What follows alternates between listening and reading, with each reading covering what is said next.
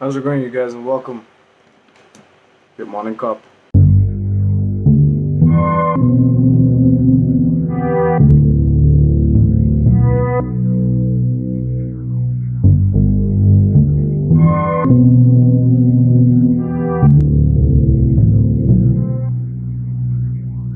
We start off today with news coming out of Washington, D.C., stating that Donald Trump has finally admitted to the fact that he is in for an orderly transition of power. However, he never conceded. He came real close to conceding and said that yes, on 20th of January, he would be stepping out of the office and Joe Biden would be the new president.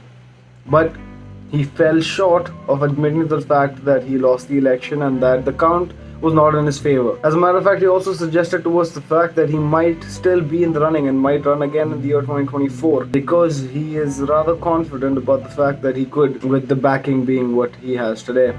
Although, will the Republican Party still support him after the whole agendas and after 5 people in total were killed? It's too early to tell. We go to Indonesia, and Indonesia today has released a cleric that was affiliated with the Bali bombings that killed 23 Brits.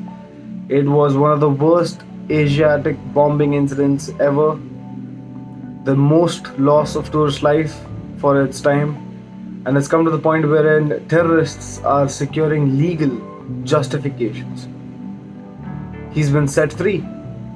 As a matter of fact, at this very moment, he walks free. We move on towards Boeing, and Boeing has to now pay a total amount of $2.7 billion after the conclusion of the federal investigation into the 737 MAX program. Some of this money will go to the victims of the 737 MAX crashes, others would go to the airline customers, and the rest would be paid off as fines. In totality, this is one of the biggest fines that any aviation company has ever had to pay, and this is most certainly going to leave a bad taste in every investor's mouth who's currently holding on to the Boeing IPO. We move on to Iraq, and an Iraqi judge in an all-new breakthrough judgment has announced that he is officially releasing an arrest warrant for President Donald Trump.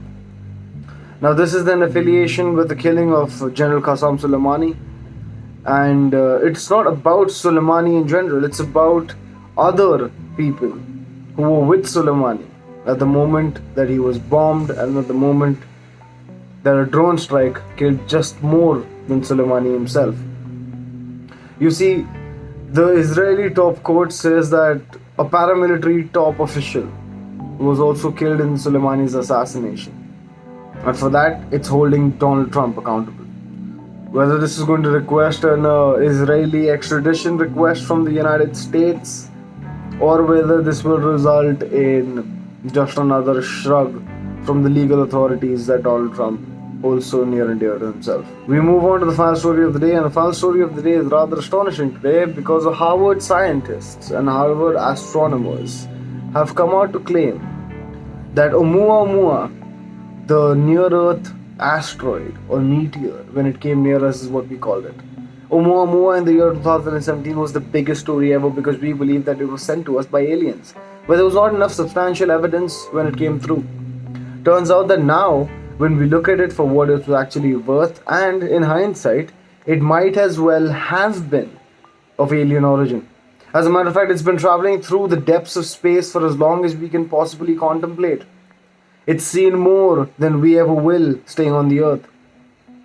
It's come from a very odd trajectory. There's a lot about Oumuamua, and why we call it Oumuamua is because it was detected by Hawaiian telescopes. And hence, it got a Hawaiian name, Oumuamua. Aliens and extraterrestrials have always been something that I've been very inquisitive about. As a matter of fact, I have my own show about it, as you've possibly seen on this channel. But the point of the matter is that now, and more often than not, top officials as well as top scientific names as well as top institutes are starting to consider coming out and making official statements about the existence and the perseverance of alien species. As a matter of fact, there was once a time wherein this would have been considered fringe to the point at which professors and scientific communities and names as big as Harvard would have stayed away from it. But today we live in a time and a place wherein it's widely accepted. Just goes to show that the new norm is drastically changing. And with this pandemic still running rampant, maybe disclosure of aliens might come eventually.